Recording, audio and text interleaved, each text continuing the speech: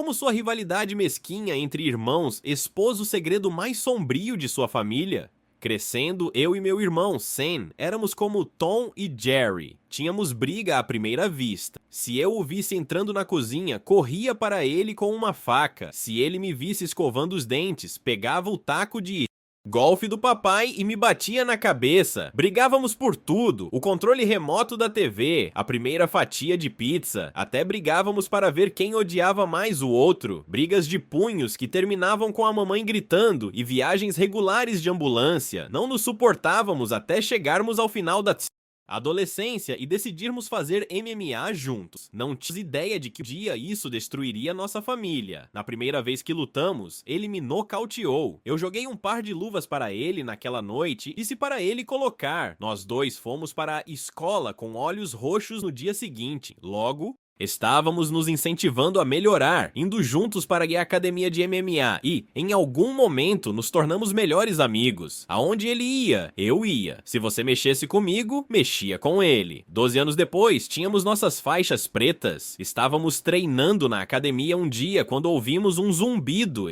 vindo da bolsa do Sam. Ele foi até lá, verificou o telefone e viu 2 chamadas perdidas da mamãe. Os olhos dele se arregalaram. A regra de ouro da mamãe era que ela nunca ligava 2 vezes a menos que alguém tivesse morrido ou estivesse prestes a morrer. Ele ligou de volta imediatamente. A expressão mudou de confusa para apavorada em segundos. Precisamos ir agora. Ele pegou as coisas e correu para a porta. Eu o segui sem perguntar. Corremos para o hospital. Durante todo o caminho, Sam não me disse o que a mamãe havia dito, apenas repetia: "Anda logo." Quando chegamos ao quarto dela, eu não estava preparado para o que vi.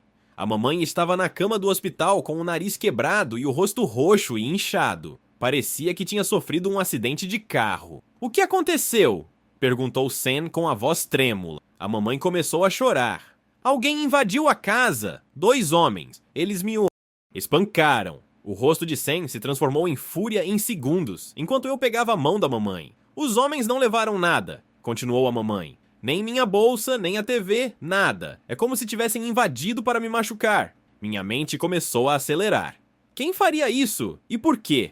A mamãe leu nossos pensamentos naquele momento. Talvez vocês consigam ver quem foi no vídeo de segurança. Ela apontou para o telefone no bolso de sua jaqueta. Acontece que a mamãe tinha câmeras de CFTV instaladas em casa porque estava aterrorizada com invasões. Sam e eu pegamos o telefone dela e assistimos ao vídeo de segurança juntos. 2 homens mascarados arrombaram a fechadura, entraram e foram direto para ela. Nem olharam para objetos de valor. Eles a derrubaram e a atingiram repetidamente. Foi horrível de assistir e quase choramos. Seus corpos inteiros estavam cobertos com roupas pretas, mas quando um deles levantou o braço, seu pescoço ficou visível por apenas 1 segundo. Havia uma tatuagem ali, uma bem distinta. Eu olhei mais de perto. "Espera, eu conheço essa tatuagem." "O quê?" Sam me olhou. "É do amigo do papai, Jason. Ele tem exatamente essa tatuagem no pescoço." Os olhos de Sam saltaram como fazem antes de suas lutas. Veja bem, 5 anos atrás, a colega de trabalho do papai acusou nossa mãe de traição porque a queria para si. Ela mostrou a ele capturas de tela provando que a mamãe havia sido infiel. Ele acreditou sem falar com ela. Lembro que ele estava com tanta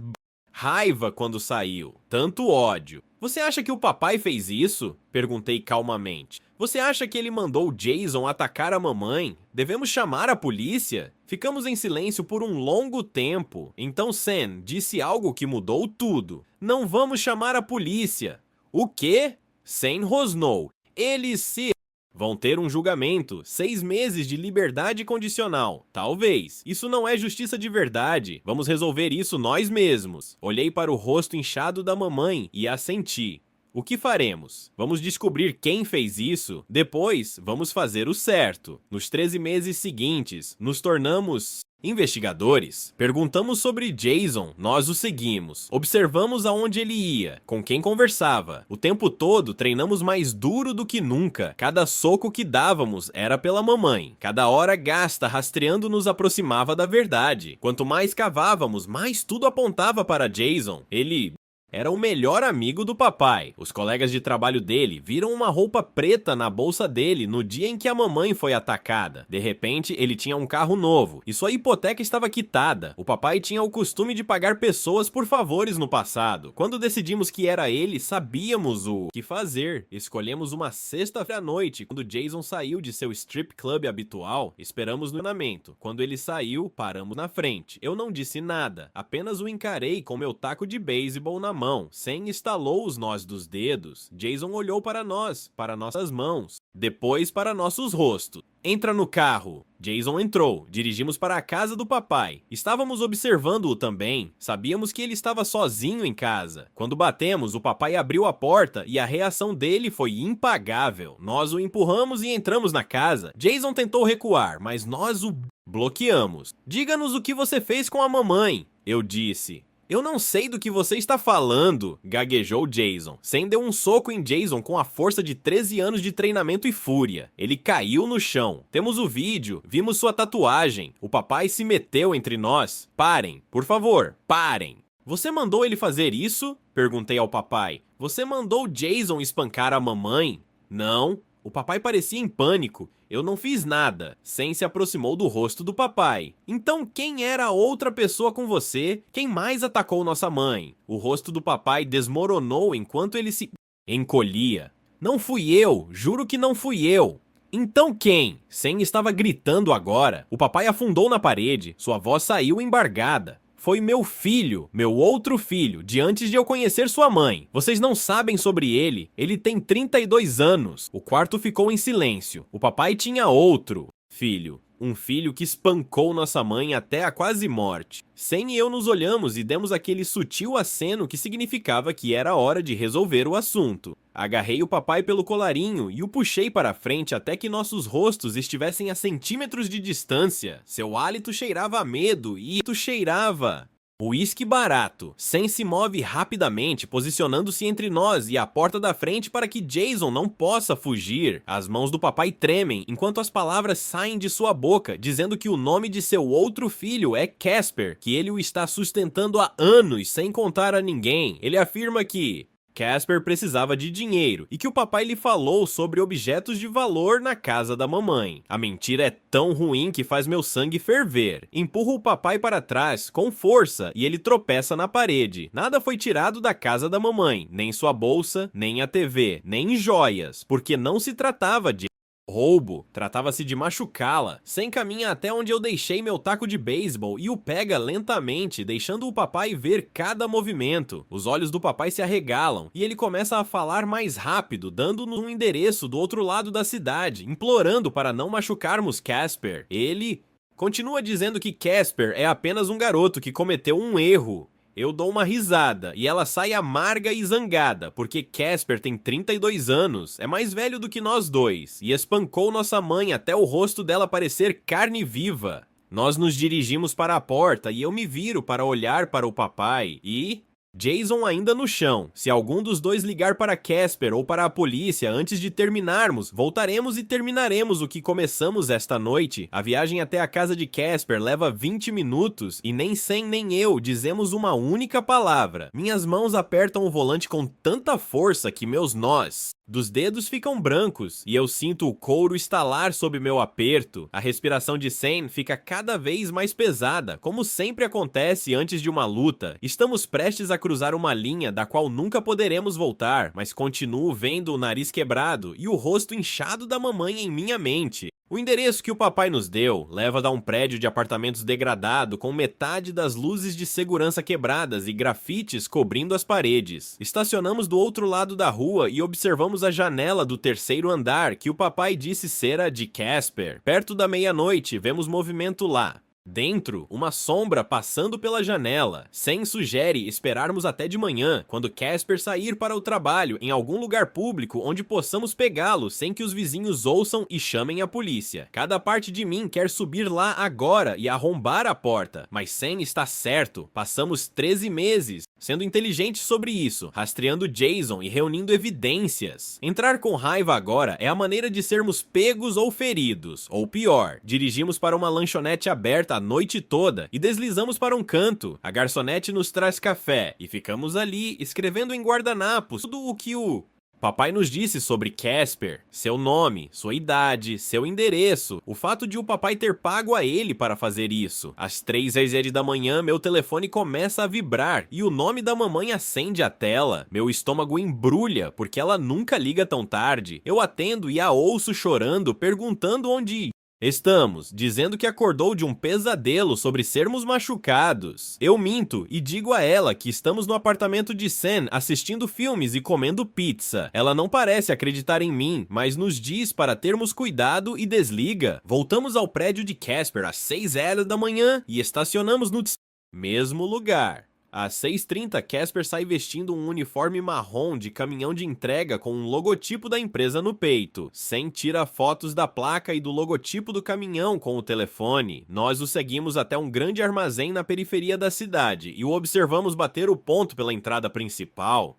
Agora sabemos o horário dele e onde ele trabalha. Ao longo da próxima semana, rastreamos Casper exatamente como rastreamos Jason. Ele trabalha em turnos de 10 horas, 5 dias por semana, para na mesma loja de conveniência todas as noites para comprar cerveja e vai direto para casa. Seu apartamento está sempre escuro às 10h. Ele mora sozinho, sem namorada ou colega de quarto que possamos ver. Sam encontra as contas de mídia social de Casper e passamos horas examinando suas fotos. Há fotos dele com o papai de anos atrás em churrascos e jogos de beisebol, reuniões de família. Nunca fomos convidados para festas de aniversário onde o papai está sorrindo e abraçando Casper como se estivesse orgulhoso dele. Uma vida secreta inteira que o papai escondeu de nós e da mamãe. As fotos me deixam enjoado porque o papai escolheu este filho em vez de nós. Ele pagou a ele para machucar a mamãe e nunca mencionou ter outro filho em todos os anos em que crescemos. Sam encontra postagens de Casper reclamando de problemas de dinheiro e pagamentos de pensão alimentícia que ele não podia pagar. Isso nos dá mais peças do porquê o papai o escolheu. O papai provavelmente prometeu a Casper dinheiro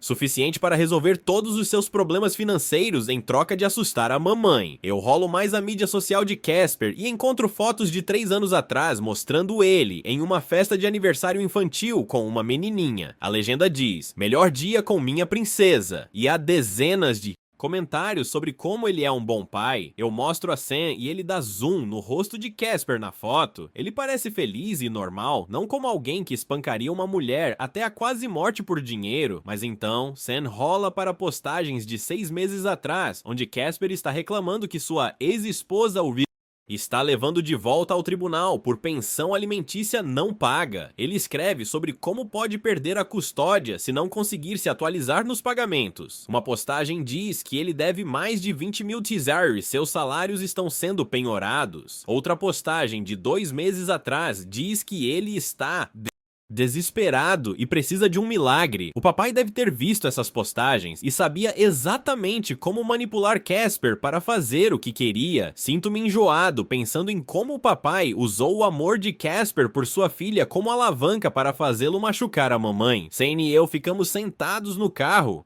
dele do lado de fora do prédio de apartamentos de Casper e discutimos nossas opções por 3 dias seguidos. Eu continuo dizendo que deveríamos ir à polícia com o que sabemos, mostrar-lhes as imagens de segurança, contar-lhes sobre o carro novo de Jason e a hipoteca quitada, explicar como o papai tem um histórico de pagar pessoas por favores, mas Sam balança na cabeça toda vez e me lembra que o papai contratará um advogado caro que desmantelará nossa investigação. Jason alegará que o dinheiro veio de outro lugar e que sua tatuagem é comum. Casper dirá que estava no trabalho quando a mamãe foi atacada e seu empregador pode apoiá-lo. O papai chorará no tribunal sobre como seus filhos estão tentando incriminá-lo porque estão zangados com o divórcio que nunca aconteceu. O promotor olhará para nossas fotos e gravações de vigilância e dirá que conduzimos uma investigação ilegal que violou leis de privacidade. Tudo pelo que trabalhamos por 13 meses será jogado fora e esses 3 sairão livres. Eu sei que Sam está certo, mas isso me faz querer socar algo. Precisamos de evidências concretas que não possam ser explicadas ou descartadas. Precisamos que Casper confesse em registro ou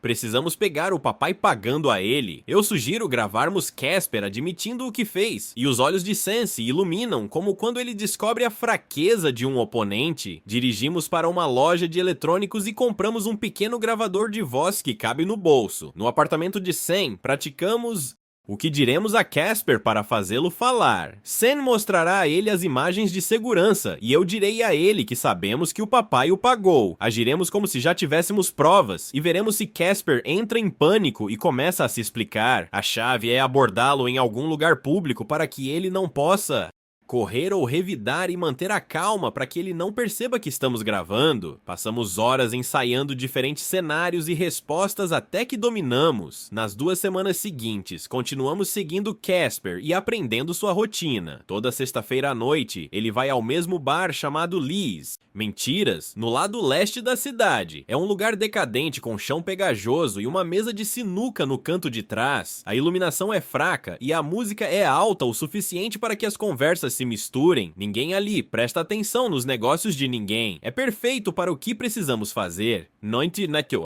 Terceira sexta-feira, seguimos Casper até o Lies e observamos pela janela enquanto ele pede uma cerveja e se senta no balcão. Esperamos no carro até que ele esteja em sua terceira bebida e começando a relaxar. Seus ombros caem e ele está rindo de algo que o barman diz. É quando entramos e deslizamos para a cabine diretamente em frente aonde ele está sentado. Casper olha para nós e sua expressão muda de casual para confusa. Ele encara Sam e depois a mim, como se estivesse tentando descobrir de onde nos conhece. Então o reconhecimento o atinge e seu rosto fica branco. Ele se levanta rápido e seu banquinho raspa no chão. Eu me inclino para a frente e digo a ele para sentar de volta, que só queremos conversar sobre o que aconteceu com nossa mãe. Minha voz é calma, mas firme, e eu posso ver Casper calculando se deve correr para a saída ou nos ouvir. Ele se senta lentamente e suas mãos estão tremendo enquanto ele pega sua cerveja. Sam pega seu telefone e abre as imagens de segurança do ataque da mamãe. Ele o segura para que Casper possa ver a tela e dá zoom no momento em que a máscara de Casper desliza e seu rosto fica visível por apenas um segundo. Os olhos de Casper se arregalam e ele gagueja que não sabe do que estamos falando, que nunca viu aquele vídeo antes, mas o suor está se formando em sua testa e sua perna está balançando debaixo da mesa. Sam dá zoom na tatuagem de Jason em seguida e depois volta para o rosto de Casper. Eu me aproximo e digo a Casper que sabemos de tudo.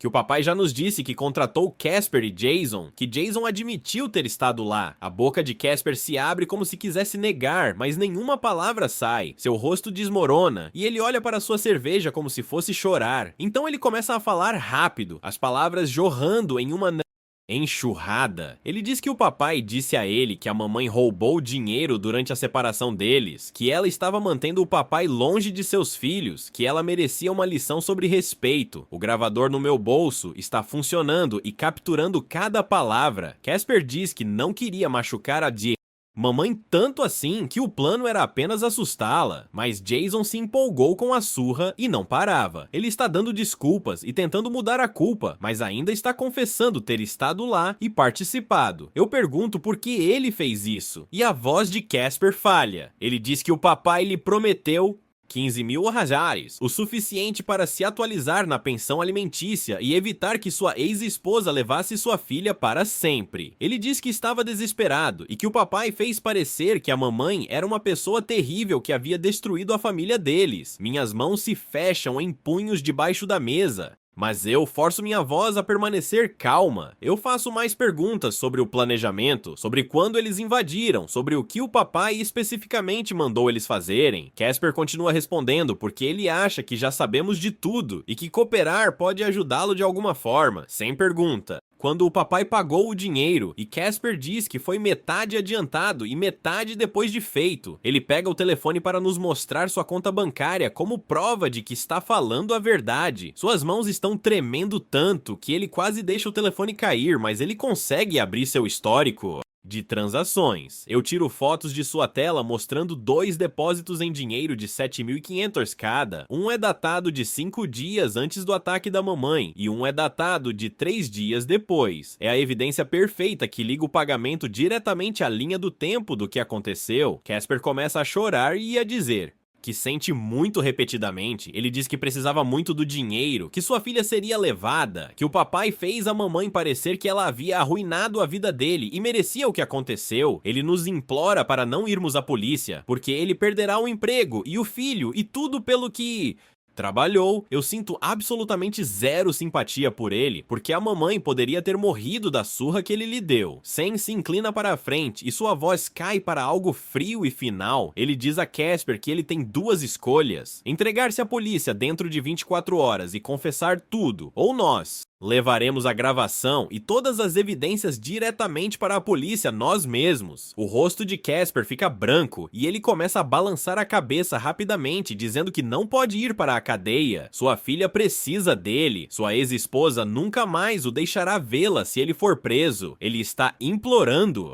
Agora, perguntando se há algo mais que ele possa fazer, qualquer outra maneira de consertar isso. Eu me levanto e olho para ele, dizendo que ele tem até amanhã à noite para decidir, e se ele fugir, nós o caçaremos, e garantiremos que ele nunca mais veja seu filho. Nós saímos do bar sem olhar para trás, deixando Casper sentado ali com as mãos cobrindo o rosto. No estacionamento, Sam e eu ficamos perto do meu carro, discutindo em sussurros ásperos. Eu acho que deveríamos ir direto para a polícia agora com o que temos, porque dar tempo a Casper é estupidez. Ele obviamente vai fugir, Sam discorda e diz que precisamos dar a ele a chance de fazer a coisa certa, que ficará melhor no tribunal se ele se entregar voluntariamente. Eu digo a Sam que Casper é um covarde que espancou nossa mãe por dinheiro. Ele não vai de repente criar uma consciência. Nós discutimos por 10 minutos até chegarmos a um compromisso. Vamos vigiar o apartamento de Casper esta noite para garantir que ele não desapareça. E se ele ainda estiver lá amanhã, daremos a ele até o prazo final. Dirigimos para o prédio de Casper e estacionamos onde podemos ver seu caminhão e sua janela. As luzes em seu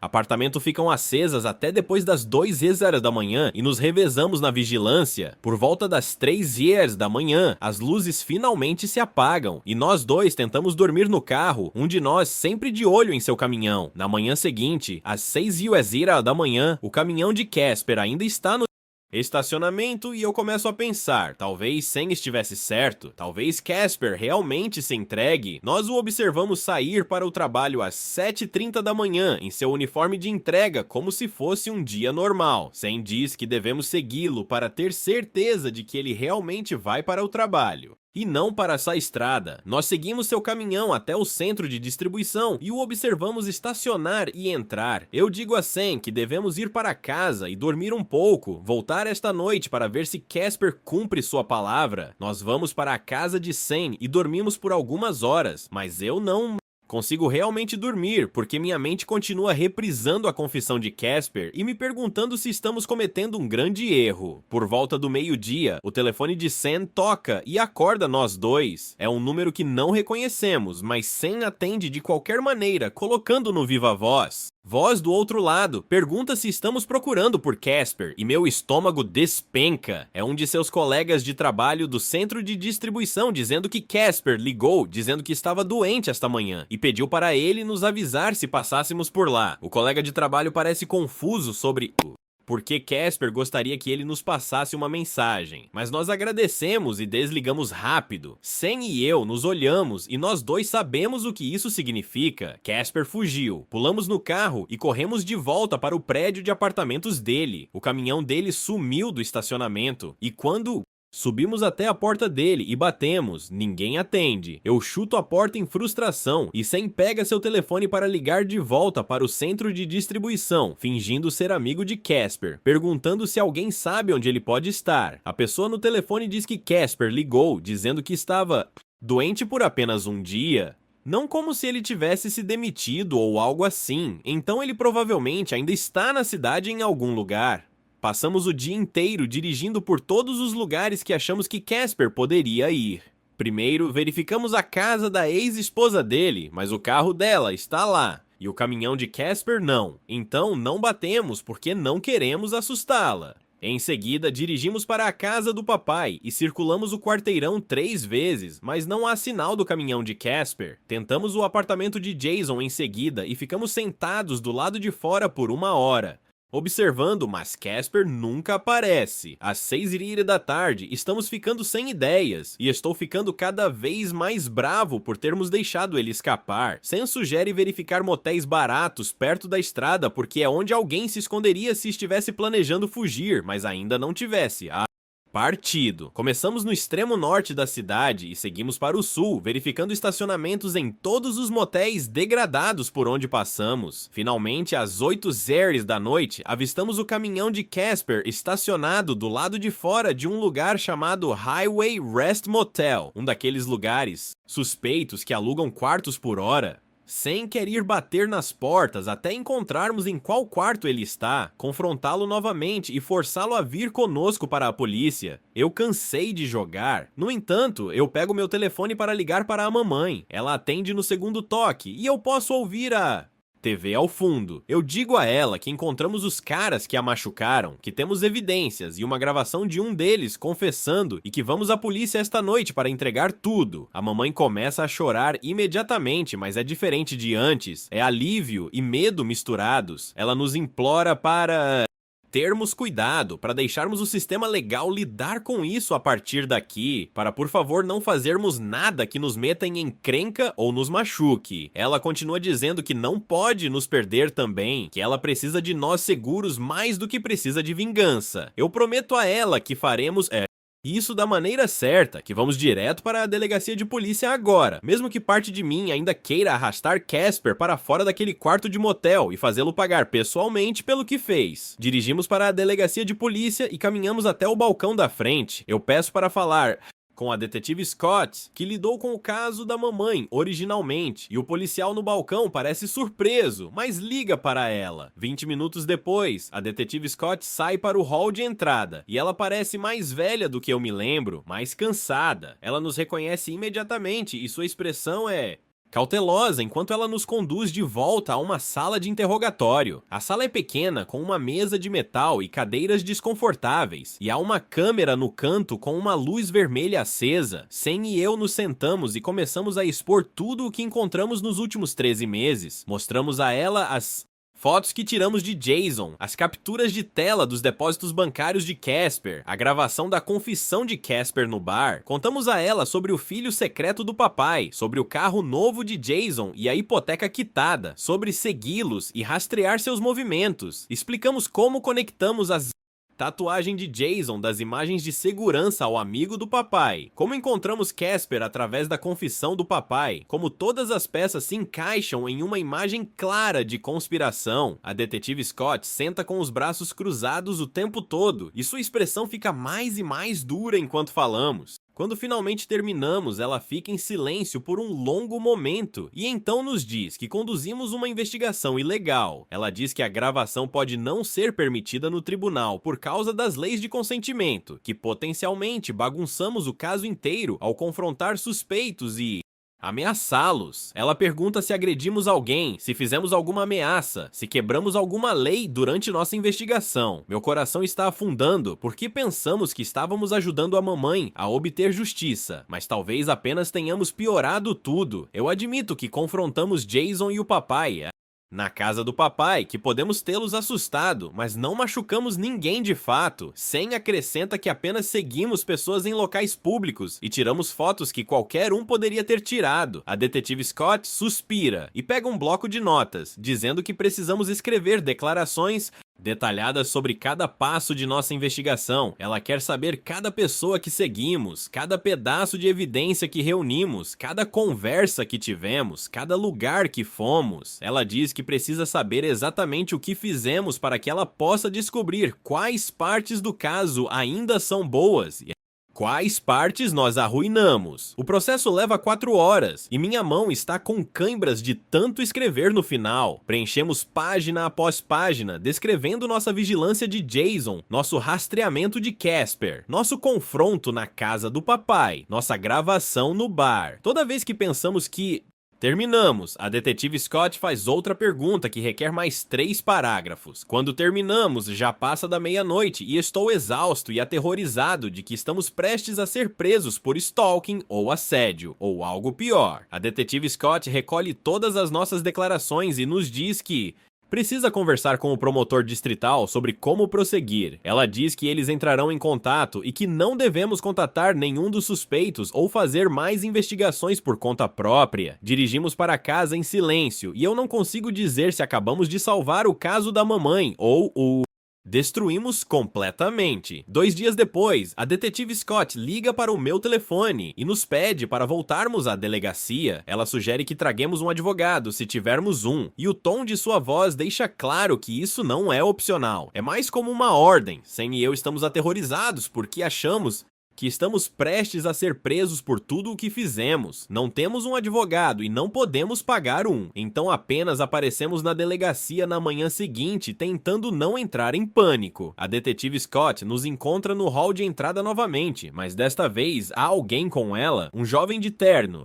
que parece ter talvez 30 anos. Ela o apresenta como Ada Kramer, do escritório do promotor distrital, e ele aperta nossas mãos com firmeza. Nós o seguimos de volta a uma sala de conferências que é maior do que a sala de interrogatório, com uma longa mesa e cadeiras realmente confortáveis. Ada Kramer se senta à nossa frente e não perde tempo com conversa fiada. Ele nos diz que criamos enorme bagunça ao investigar por conta própria, que poderíamos ter destruído o caso para as pessoas que machucaram nossa mãe. Mas então sua expressão muda ligeiramente e, apesar de nossos métodos serem questionáveis, as evidências que reunimos apontam para uma clara conspiração para cometer agressão. Ele olhou para os registros bancários, as fotos, as imagens de segurança com a tatuagem de Jason, e embora a gravação possa não ser permitida no tribunal, todo o resto constrói um caso sólido. Ele diz que se cooperarmos totalmente daqui para frente e pararmos de fazer qualquer coisa por conta própria, ele está disposto a trabalhar conosco para processar o papai, Casper e Jason pelo que fizeram com a mamãe. Kramer pega uma pasta e espalha fotos sobre a mesa, apontando para os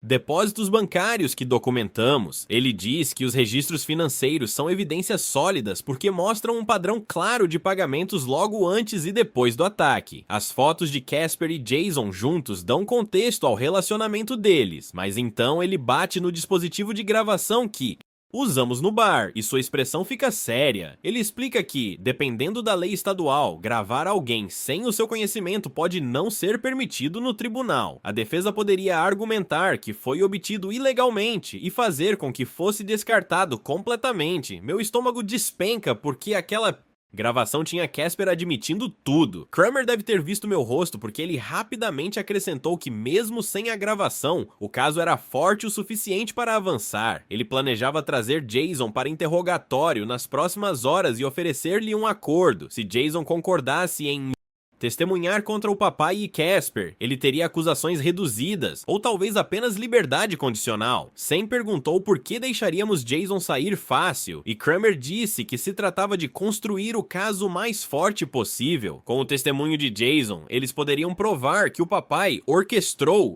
tudo. Sem isso, o papai poderia alegar que não sabia de nada e Casper agiu sozinho. A detetive Scott assentiu e disse: "Este é o procedimento padrão em casos de conspiração. Você vira o elo mais fraco para pegar o peixe maior." Eu odiei, mas entendi a lógica. Naquela mesma tarde, a detetive Scott e 2 outros oficiais dirigiram até o motel onde rastreamos Casper. Kramer nos deixou esperar na delegacia e observamos pela janela com vista para o estacionamento quando eles trouxeram os suspeitos. Ficamos sentados lá por 2 horas bebendo café ruim e mal falando. Finalmente, uma viatura policial parou e eu vi Casper no banco de trás. Os oficiais abriram a porta e Casper disparou assim que seus pés tocaram o pavimento. Ele correu em direção à rua, mas a detetive Scott havia posicionado o terceiro oficial lá. Eles o derrubaram com força no asfalto e o algemaram enquanto ele gritava sobre assédio policial. Vê-lo sendo conduzido algemado pela janela deveria ter sido satisfatório. Passamos 13 meses rastreando este sujeito. Nós o confrontamos, o gravamos e agora ele estava finalmente preso. Mas em vez disso, senti um vazio. Esta não era a justiça que queríamos originalmente. Queríamos fazê-lo sofrer da maneira que ele fez a mamãe sofrer. Queríamos que ele se sentisse assustado e quebrado. Em vez disso, ele estava apenas sendo preso e processado como qualquer outro criminoso. Sam deve ter sentido o mesmo, porque ele encarou o chão em vez de ver Casper ser levado para dentro. As Coisa toda parecia muito limpa, muito oficial, muito longe da justiça bruta que havíamos imaginado. O advogado de Casper apareceu 3 horas depois, um sujeito de terno caro que parecia irritado por estar ali. Kramer nos disse através do vidro que Casper estava invocando seu direito de permanecer em silêncio sob o conselho de seu advogado. Isso era completamente normal e esperado. Casper ficaria em uma cela de detenção até sua audiência de acusação, provavelmente em 1 ou 2 dias. Então eles trouxeram o papai para interrogatório. Não conseguíamos ouvir o que estava acontecendo, mas observamos através do vidro unilateral, enquanto o papai se sentava em frente a detetive Scott, parecendo pequeno e assustado. Seu advogado chegou em 20 minutos e interrompeu imediatamente o interrogatório. O papai não disse uma única palavra, então Jason entrou separadamente com seu próprio advogado. Mesmo um resultado: todos contrataram advogados e se recusaram a falar. Kramer disse que isso era realmente bom para a acusação, porque significava que eles estavam assustados e na defensiva. Pessoas inocentes geralmente querem se explicar. Pessoas culpadas se escondem atrás de advogados. Ainda assim, ver os 3 saírem do interrogatório sem dar depoimentos me fez sentir como se não tivéssemos realizado nada. Tínhamos evidências e gravações e fotos, mas eles ficariam sentados em silêncio e deixariam seus advogados falarem. A semana seguinte se arrastou mais lentamente do que qualquer semana da minha vida. Todas as manhãs eu acordava esperando notícias e não recebia nada. Todas as tardes, eu verificava meu telefone esperando que Kramer ligasse com atualizações. Sen e eu tentamos treinar na academia, mas nossos corações não estavam nisso. Passávamos pelas rotinas de treino e socando sacos, mas o tempo todo estávamos pensando no caso. A mamãe nos ligava todos os dias perguntando se tínhamos ouvido algo. Na quarta-feira, ela foi ao tribunal com a detetive Scott e obteve uma ordem de proteção contra o papai, Casper e Jason. A ordem dizia que nenhum deles poderia contatá-la, se aproximar de sua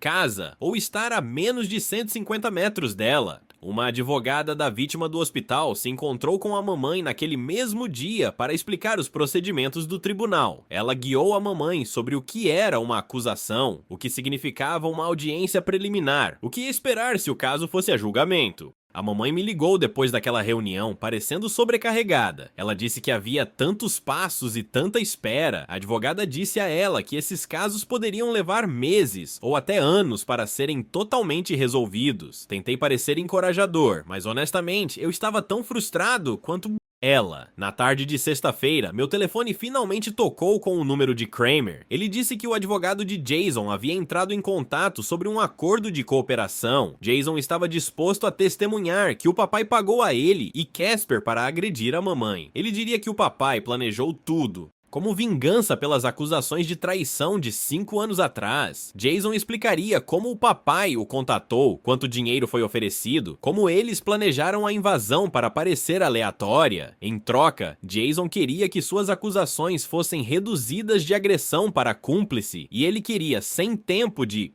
prisão, apenas liberdade condicional e serviço comunitário. Senti minha mandíbula apertar enquanto Kramer explicava isso. Jason havia ajudado a espancar a mamãe até que seu rosto ficasse irreconhecível e ele queria sair livre. Kramer disse que o acordo estava condicionado a Jason ser verdadeiro e completo em seu testemunho. Se ele mentisse ou escondesse algo, o acordo estaria cancelado e ele enfrentaria acusações completas. Ele perguntou o que eu e Sen pensávamos sobre aceitar o acordo. Eu disse a ele que precisava falar com Sen e ligar de volta. 2 dias depois, Sen e eu estávamos sentados no escritório de Kramer discutindo o acordo. Eu disse que odiava tudo nele. Jason deveria ir para a prisão pelo que fez. Kramer recostou-se em sua cadeira e disse que entendia nossos sentimentos, mas precisávamos pensar estrategicamente. Sem o testemunho de Jason, o caso contra o papai era muito mais fraco. O advogado do papai argumentaria que o papai estava apenas desabafando com seu filho sobre sua ex-esposa. Eles diriam que Casper agiu por conta própria e o papai não tinha conhecimento do ataque. Casper provavelmente alegaria a mesma coisa, que ele entendeu mal ou agiu sozinho. Os depósitos bancários poderiam ser explicados como apoio familiar legítimo. As imagens de segurança mostravam Casper e Jason, mas não o papai. O testemunho de Jason era o elo que conectava tudo. Ele poderia testemunhar que o papai explicitamente os contratou, que o papai deu instruções específicas que o papai lhes pagou depois. Com o testemunho de Jason, o caso de conspiração era sólido. Sem ele, o caso era instável. Sam perguntou o que aconteceria se disséssemos não ao acordo. Kramer disse que eles processariam Jason também, mas todos os 3 réus provavelmente teriam sentenças mais leves, porque a evidência era mais fraca, ou pior, o papai poderia ser absolvido completamente. Nós concordamos com o acordo, embora isso nos deixasse enjoados. Fazer o papai ser condenado importava mais do que punir Jason. A mamãe foi mais difícil de convencer quando contamos a ela. Ela chorou e disse que Jason a machucou tanto quanto Casper. Por que ele deveria sair livre enquanto Casper ia para a cadeia? Expliquei o que Kramer disse sobre o testemunho ser crucial. Ela perguntou se confiávamos em Jason para dizer a verdade. Eu disse que o acordo exigia que ele fosse completamente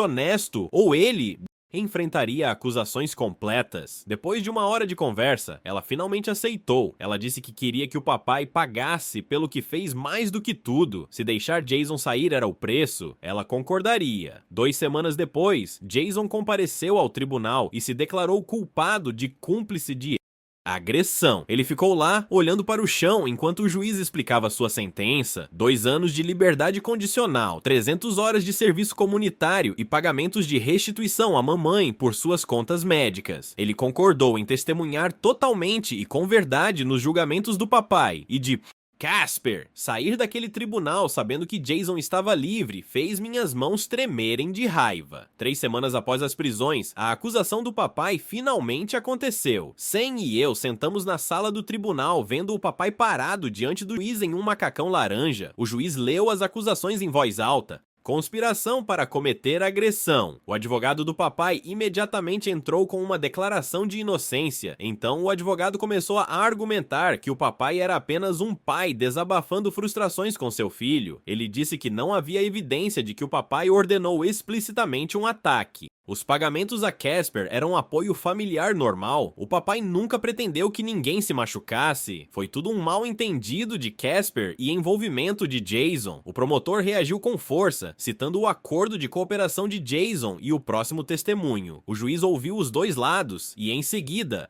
fixou a fiança em 50 mil reais. Eu pensei que talvez o papai teria que ficar na cadeia, mas seu advogado pegou um cartão de crédito ali mesmo na sala do tribunal e pagou a fiança em 1 hora. O papai saiu um homem livre até o julgamento. Vê-lo sair do tribunal com roupas normais, sem algemas, sem macacão, laranja, me fez querer gritar. A acusação de Casper aconteceu separadamente na semana seguinte. Seu advogado entrou com uma declaração de inocência e imediatamente começou a atacar a evidência. Ele argumentou que as imagens de segurança eram muito granuladas para identificar positivamente Casper. Ele disse que os depósitos bancários não provavam nada, porque o papai poderia estar dando ajuda financeira legítima ao filho. Ele alegou que Casper estava no trabalho quando a agressão aconteceu e tinha testemunhas para provar isso. Kramer se levantou e destruiu metodicamente cada argumento. Ele tinha os depósitos bancários cronometrados exatamente com o ataque. Ele tinha o testemunho de Jason colocando Casper na cena. Ele tinha as imagens de segurança mostrando o rosto de Casper quando sua máscara escorregou. O juiz não estava aceitando os argumentos da defesa. Ele fixou a fiança em 75 mil, mais alta do que a do papai, porque Casper havia de fato cometido a agressão física. Casper não conseguiu pagar a fiança. Ele ficou na cadeia, esperando pelo julgamento. As audiências preliminares se arrastaram por 2 meses com adiamentos e moções constantes. Toda vez que pensávamos que estávamos progredindo, algum advogado apresentava uma moção para suprimir evidências ou solicitar mais tempo. Sam e eu comparecemos a todas as datas do tribunal, sentamos na galeria atrás da mamãe, mostrando ao papai e a Casper que não estávamos recuando. Queríamos que eles nos vissem toda vez que entrassem naquela sala de tribunal. O estresse começou a nos desgastar a todos. A mamãe parou de dormir bem e começou a tomar medicação para a ansiedade. Sam ficou impaciente na academia e atacava as pessoas durante o treino. Eu comecei a ter problemas para dormir porque toda vez que fechava os olhos, eu revivia o confronto na casa do papai. Eu continuava pensando no quão perto chegamos de fazer algo que não poderíamos desfazer. Como quase nos tornamos criminosos nós mesmos tentando obter justiça. O sistema legal se movia tão lentamente que parecia tortura, mas pelo menos estava avançando. Pelo menos o papai e Casper eventualmente enfrentariam consequências reais. Isso tinha que ser o suficiente. Uma tarde, após uma audiência, a detetive Scott puxou Sam e eu para um corredor lateral longe da multidão. Seu rosto parecia sério de uma forma que apertou meu estômago. Ela nos disse que o advogado do papai estava construindo um caso de que nós havíamos assediado e ameaçado seus clientes. Ela disse que eles tinham declarações do papai e de Jason sobre o confronto na casa do papai, e estavam alegando que forçamos confissões através da violência. A detetive Scott olhou-nos diretamente nos olhos e disse que precisávamos ficar longe do papai, Casper e Jason completamente, ou poderíamos enfrentar acusações nós mesmos. O aviso parecia tão injusto porque éramos a família da vítima, mas ela deixou claro que estava tentando nos proteger. Concordamos em manter distância, mesmo que cada parte de mim quisesse aparecer em todas as datas do tribunal e encará-los. Sam assentiu e prometeu que ficaríamos longe, e a detetive Scott pareceu aliviada, mas ainda preocupada. Ela se afastou e nos deixou parados naquele corredor, sentindo que de alguma forma éramos nós que estávamos em apuros. Na semana seguinte, meu telefone tocou enquanto eu estava no trabalho e o nome de Stanley Bailey apareceu na tela. Minhas mãos ficaram suadas porque Stanley nunca ligava a menos que algo estivesse errado na academia. Eu atendi e ele me pediu para ir para uma conversa sobre o caso. Sua voz soava diferente, não zangada, mas desapontada, e isso piorou. Dirigi até a academia depois que meu turno terminou e encontrei Stanley em seu escritório com a porta fechada. Ele gesticulou para eu me sentar e perguntou diretamente se eu e Sam havíamos feito algo ilegal durante nossa investigação. Eu poderia ter mentido, mas Stanley tinha sido nosso treinador por 12 anos, e ele merecia a verdade. Contei a ele sobre seguir Jason e Casper, sobre o confronto na casa do papai, sobre tudo o que fizemos antes de ir à polícia. Stanley ouviu, sem interromper, e quando terminei, ele apenas balançou a cabeça lentamente. Ele parecia desapontado, mas não surpreso, como se tivesse suspeitado que havíamos cruzado linhas, mas esperava que não. Stanley recostou-se em sua cadeira e disse que nos apoiaria como testemunhas de caráter se o tribunal precisasse disso, mas a academia tinha que se distanciar publicamente de qualquer atividade de vigilante. Ele me lembrou que o treinamento de MMA deveria ensinar disciplina e controle, não encorajar as pessoas a fazer justiça com as próprias mãos. Suas palavras picaram porque ele estava certo de que havíamos perdido o controle. Ele disse que a reputação da academia dependia de os alunos usarem suas habilidades com responsabilidade, e ele não poderia ter pessoas pensando que ele treinava vigilantes. Eu entendi o que ele queria dizer, mas ainda doeu ouvi-lo dizer que a academia tinha que se distanciar de nós. Stanley me disse que eu poderia continuar treinando lá, mas precisava ser um exemplo de fazer as coisas do jeito certo a partir de agora. Eu saí de seu escritório me sentindo menor do que me sentia em anos, como se tivesse decepcionado alguém que importava. 4 meses se arrastaram com mais datas de tribunal e papelada legal do que eu conseguia acompanhar. Então Kramer ligou e disse que o advogado de Casper havia se aproximado dele sobre um acordo judicial. Casper estava disposto a se declarar culpado de agressão agravada em troca de uma sentença recomendada de 5 anos com possibilidade de liberdade condicional. Kramer disse que queria se encontrar conosco e com a mamãe para obter nossa opinião antes de responder à oferta. Fomos para o escritório dele, no centro da cidade. Estamos em uma sala de conferências fluorescentes fortes. Kramer expôs os detalhes do acordo judicial e explicou que, se Casper fosse a julgamento, ele poderia pegar mais tempo, mas também havia uma chance de um júri lhe dar menos. Ele disse que os acordos judiciais davam certeza, mas muitas vezes pareciam insatisfatórios porque as sentenças pareciam muito leves. A mamãe ficou quieta enquanto Kramer falava e eu pude ver suas mãos tremendo levemente em seu colo. Quando Kramer terminou de explicar tudo, a mamãe surpreendeu a mim e a Sam dizendo que queria aceitar o acordo. Ela disse que estava cansada do processo judicial e não queria passar por um julgamento onde teria que testemunhar e reviver o ataque na frente de estranhos. Sua voz falhou quando ela falou sobre ter que descrever a surra em detalhes enquanto Casper ficava sentado lá assistindo. Eu e Sam ficamos divididos porque 5 anos parecia muito pouco para o que Casper fez com ela. Eu pensei no rosto da mamãe no hospital, roxo e inchado, e 5 anos parecia Nada, mas a mamãe continuava dizendo que só queria que acabasse, que precisava seguir em frente com sua vida e parar de pensar em datas de tribunal e advogados. Sam olhou para mim e eu pude ver a mesma luta em seus olhos, querendo justiça, mas também querendo que a mamãe tivesse paz. Dissemos a Kramer que deixaríamos a cargo da mamãe, já que ela era a vítima e tinha que conviver com o resultado. O julgamento do papai foi marcado para 2 meses após o acordo judicial de Casper, porque o papai estava recusando tudo e insistindo em sua inocência. Kramer nos disse que a estratégia do papai era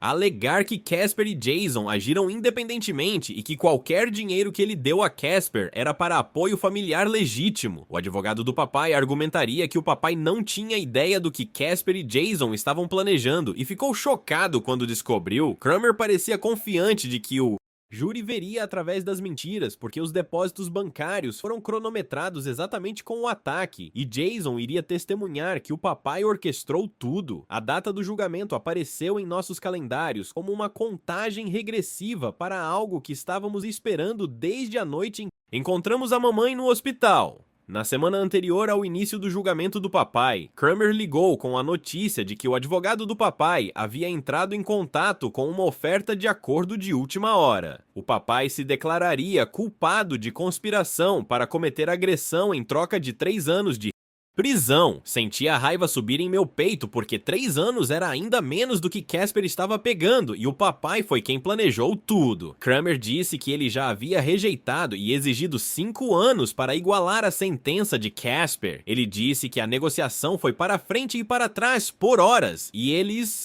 finalmente concordaram em 4 anos. Kramer perguntou se queríamos que ele rejeitasse a oferta e fosse a julgamento de qualquer maneira, mas ele avisou que os julgamentos eram imprevisíveis e o papai poderia acabar com menos tempo se um júri se sentisse simpático. A mamãe aceitou o acordo judicial do papai com visível alívio se espalhando por seu rosto. Ela nos disse que só queria que isso acabasse para poder seguir em frente com sua vida e parar de pensar em datas de tribunal e advogados. Sam e eu ficamos sentados em seu sofá, lutando com o resultado, porque 4 anos parecia tão inadequado para planejar um ataque que poderia tê-la matado. Eu continuava pensando em como o papai pagou seu próprio filho para espancar sua ex-esposa, como ele orquestrou tudo por despeito e orgulho ferido. 4 anos parecia nada comparado ao trauma vitalício que a mamãe carregaria, mas a mamãe continuava dizendo que estava farta, que não aguentava mais comparecimentos ao tribunal e mais advogados discutindo sobre sua vida. Respeitamos a decisão dela, embora parecesse errado em nossos instintos. A audiência de sentença de Jason aconteceu primeiro, já que ele cooperou com a acusação. Sam e eu sentamos na sala do tribunal com a mamãe e assistimos Jason parado diante do juiz em um terno que parecia muito grande para ele. O juiz lhe deu 2 anos de liberdade condicional, serviço comunitário e ordenou que ele pagasse restituição à mamãe por suas contas médicas. Jason saiu do tribunal um homem livre e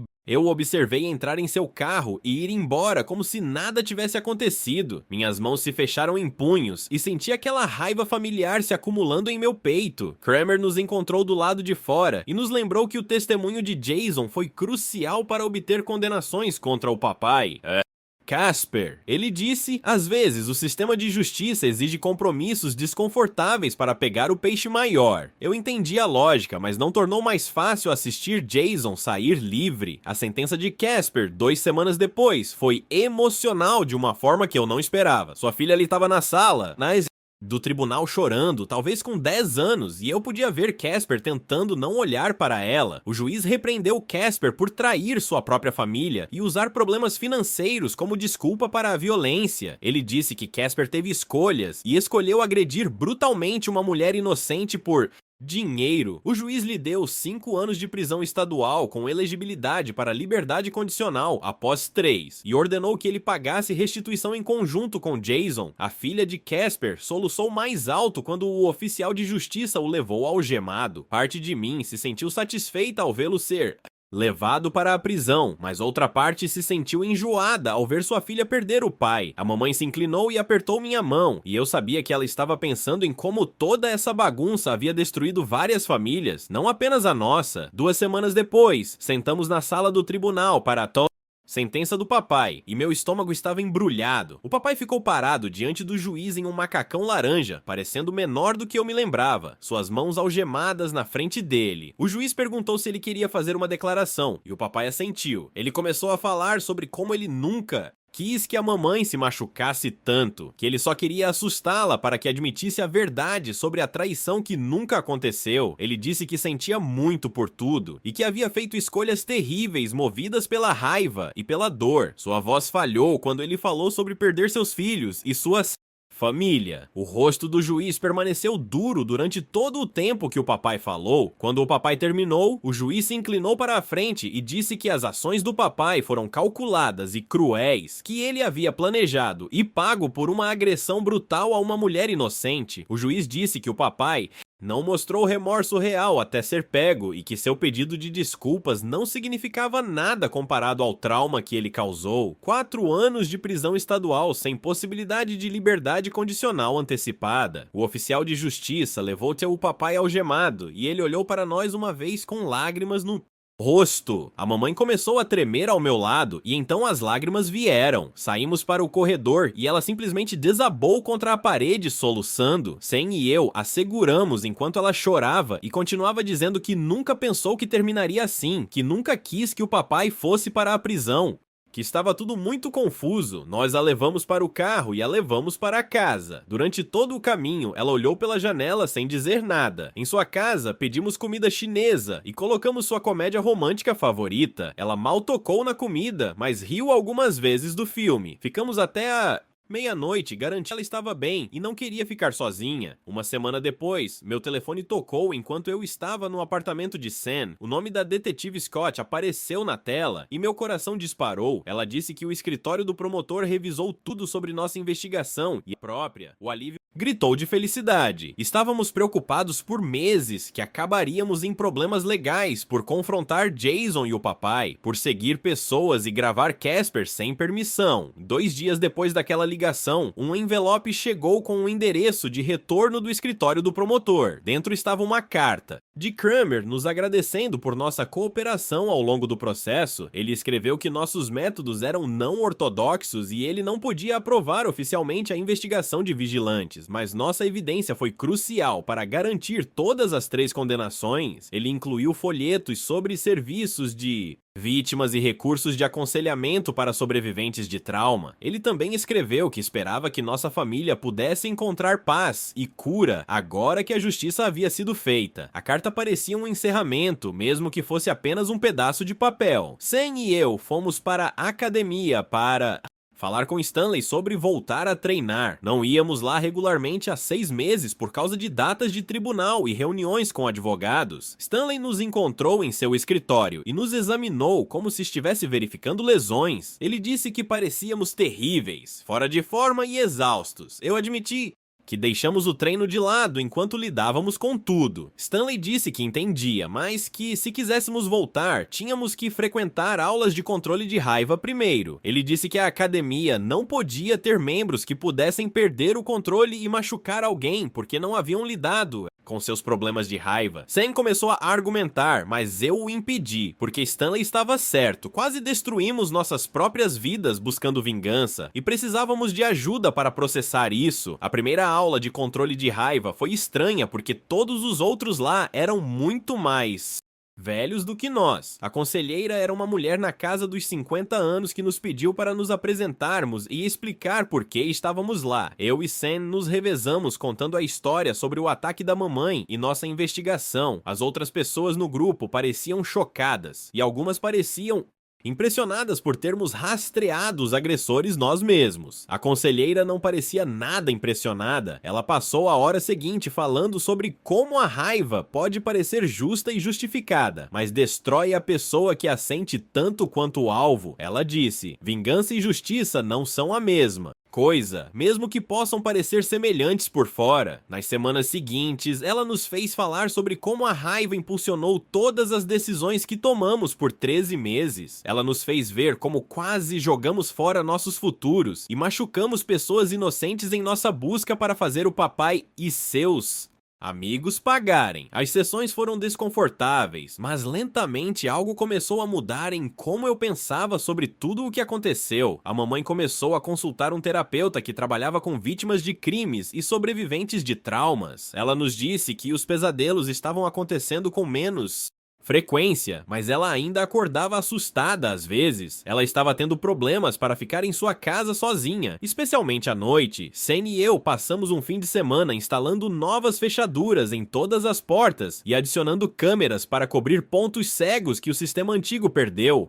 Colocamos luzes com sensor de movimento ao redor de toda a parte externa da casa, para que nada pudesse se mover perto de suas janelas sem acionar luzes fortes. A mamãe nos observou trabalhar e disse que se sentiu mais segura, apenas sabendo que estávamos tornando sua casa mais segura. 3 meses após todas as sentenças, a mamãe ligou e nos pediu para ir até lá.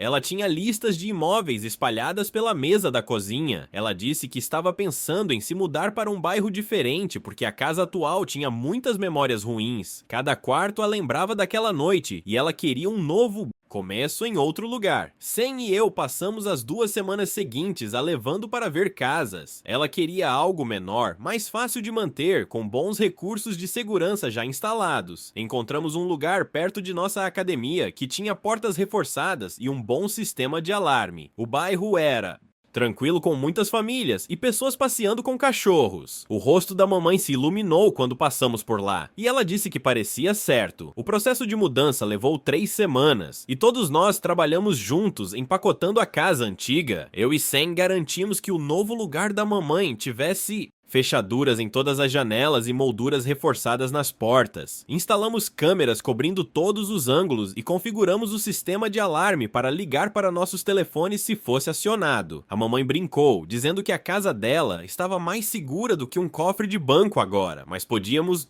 ver o alívio em seus olhos quando ela trancava as portas à noite. A advogada da vítima do hospital ligou para a mamãe regularmente para verificar sua recuperação. Ela conectou a mamãe a um grupo de apoio para sobreviventes de agressão que se reunia 2 vezes por mês em um centro comunitário. A mamãe estava nervosa em ir no início e disse que não queria ficar sentada falando sobre ser uma vítima. A advogada a convenceu a tentar uma reunião. Depois daquela primeira reunião, a mamãe voltou para casa e disse que realmente ajudou a conversar com pessoas que entendiam o que ela havia passado. Elas começou a ir regularmente e fez amizade com outras mulheres que estavam trabalhando em seus próprios traumas. Ela nos disse que o grupo a fazia se sentir menos sozinha e lhe dava esperança de que ela poderia curar e seguir em frente com sua vida. 6 meses após o fim dos julgamentos, Sen e eu entramos em nossa última sessão de controle de raiva. A conselheira sentou-se à nossa frente com 2 pastas amarelas em sua mesa. Ela as abriu e tirou cartas que havia escrito para nossos registros, declarando que havíamos concluído com sucesso o programa e desenvolvido maneiras saudáveis de lidar com nossa raiva. Assinamos alguns papéis e ela nos entregou as cartas em envelopes selados. Stanley estava nos esperando na academia quando aparecemos naquela tarde. Entregamos as cartas e ele as leu cuidadosamente, assentindo enquanto folheava cada página. Ele caminhou até seu escritório e voltou com 2 molduras baratas da loja de $1. Ele colocou nossas cartas nas molduras e as pendurou na parede atrás de sua mesa, bem ao lado de seus certificados de faixa preta e fotos de competição. Ele bateu nas molduras e disse que elas lembrariam a todos que ser forte significava controlar suas emoções, não apenas seus punhos. Começamos a treinar a sério novamente na semana seguinte. A disciplina parecia boa depois de meses de datas de tribunal e estresse. Nossas sessões de treino eram diferentes agora porque estávamos mais conscientes do dano que podíamos causar. Toda vez que eu dava um soco em Sen, eu pensava na responsabilidade que vinha com 13 anos de treinamento. Ele se movia da mesma forma, mais controlado e preciso, em vez de apenas tentar acertar golpes. Stanley nos forçou mais do que nunca, nos fazendo fazer rounds extras e mais exercícios técnicos. Ele estava canalizando nossa intensidade para a técnica, em vez de nos deixar lutar com raiva. Em uma manhã de sábado, a mamãe apareceu na academia. Estávamos no meio de um round de treino quando a vi entrar e se sentar no banco perto da porta. Era a primeira vez que ela nos via treinar desde antes do ataque. Sen e eu Trabalhamos em nossas combinações, bloqueando e contra-atacando com a precisão que Stanley estava nos ensinando por semanas. Quando o round terminou, olhei e vi a mamãe enxugando as lágrimas de seu rosto. Ela se aproximou e nos abraçou, sem se importar que estivéssemos suados e nojentos. Ela nos disse que estava orgulhosa de como havíamos lidado com tudo, mesmo que o caminho tivesse sido confuso e doloroso. Isso significou mais para nós do que qualquer cinturão de campeonato jamais poderia. Um ano depois que o papai foi sentenciado, a mamãe me ligou no trabalho. Ela parecia estressada e disse que precisava conversar com Sam e comigo sobre algo. Nos encontramos em sua casa naquela noite e ela nos mostrou uma carta que havia chegado pelo correio. O endereço de retorno era a prisão estadual onde o papai estava preso. O envelope ainda estava selado e a mamãe disse que não sabia se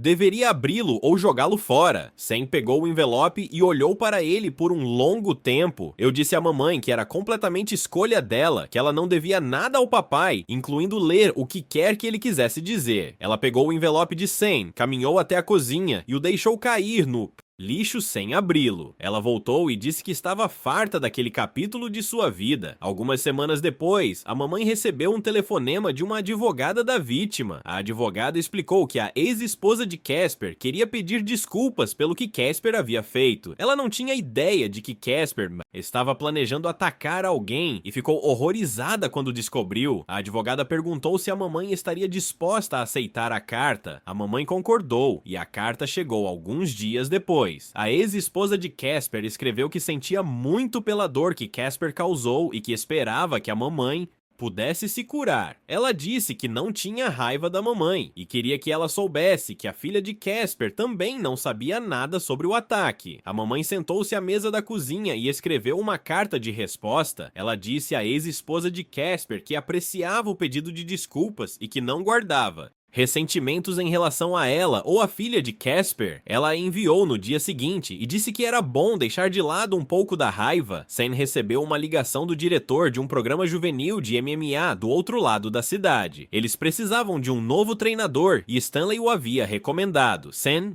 foi verificar o programa e voltou animado com a oportunidade. Ele aceitou o cargo e começou a treinar crianças 2 vezes por semana. Eu fui assistir a uma de suas sessões e ele era incrível com elas. Ele lhes ensinava a postura correta e combinações básicas, mas também falava sobre respeito e disciplina. Ele lhes dizia que aprender a lutar significava aprender quando não lutar. Vê-lo trabalhar com aquelas crianças me mostrou o quanto nós dois havíamos crescido com tudo o que aconteceu. Quase na mesma época, comecei a ser voluntário em uma organização de defesa das vítimas no centro da cidade. Eles ajudavam famílias a navegar no sistema de justiça criminal quando alguém que amavam era ferido. Minha experiência investigando o caso da mamãe e passando pelos julgamentos me deu conhecimento que poderia ajudar outras famílias. Eu me encontrei com pessoas que estavam confusas sobre procedimentos do tribunal ou assustadas sobre testemunhar.